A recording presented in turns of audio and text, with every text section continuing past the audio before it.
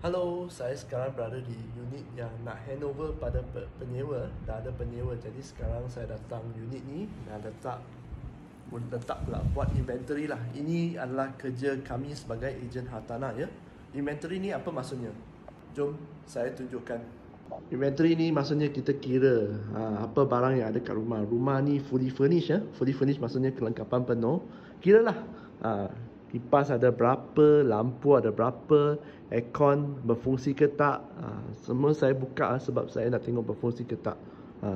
Meja, kerusi, sofa semua ada apa. TV brand apa. Ini kerja kami lah sebagai ejen hartanah ya. Dan nak memudahkan cara, janganlah tunggu last minute. Esok penyewa nak masuk, hari ni settle. Sebab tu saya datang hari ni. Jadi dengan membuat macam ni, anda boleh uruskan masa anda dengan lebih efisien ya.